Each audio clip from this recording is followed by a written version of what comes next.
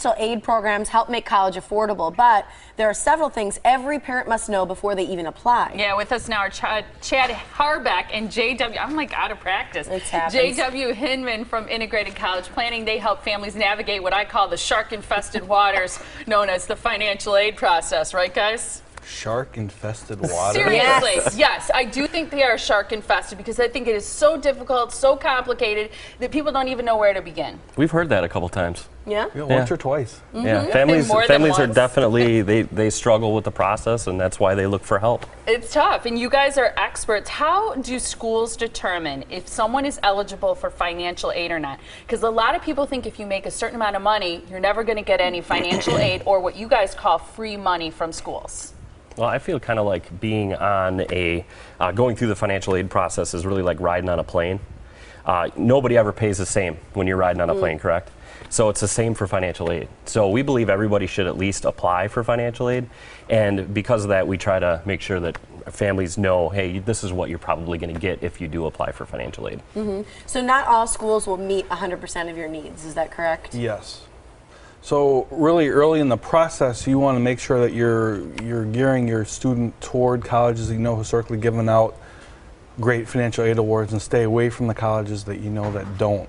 What if you just have your heart set on that college, though? Is there ways to kind of pull more out of them?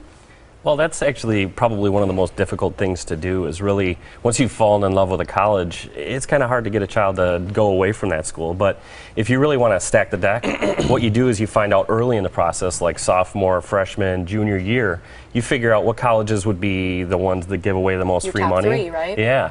And then you do that on spring break. You take your child to those colleges, basically, and say, what do you think about these schools? What and oh, years? by the way, they're going to be cheaper. Freshman, sophomore year, you should be visiting that early? You could. Okay, Yeah, sophomore, junior? Usually it's junior year when they start thinking about it. Let me ask you guys this, because a lot of scholarships people will hear about through school, or they hear about private scholarships. How much time should people spend investigating those and applying for those? There was $163 billion given out in financial aid last year, and only 3.2% of the financial aid was given out in private scholarships. So the answer is 3.2% of your time.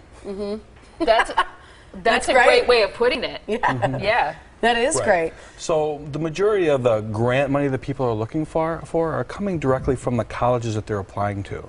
So that's why I know when you're going in, if you know historically what they've given out in financial aid, then you know, if you can stack the deck in your favor, 4 or 5 schools that we know have given out lots of free money, the chances are March and April of their senior year, they're going to get 3 or 4 favorable financial aid awards. But a lot of people are going to think free money comes from colleges only if you're an athletic star. I really think a lot of people are under that impression. That is not the case at all.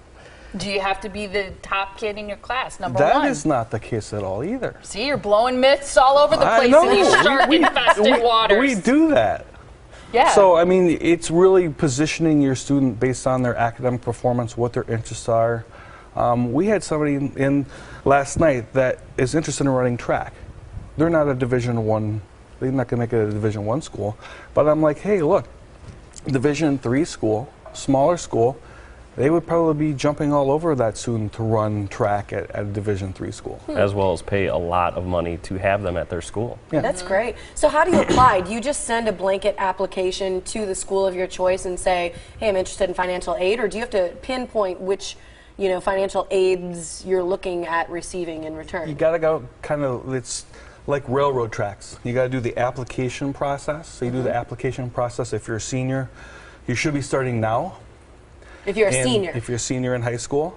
And also, I would tell everybody, and the teachers at schools are going to love me right now, if you're a senior, make sure you run to your teachers and start getting the recommendations started. So you apply in the fall. You fill out your financial aid forms beginning of 2014 in January.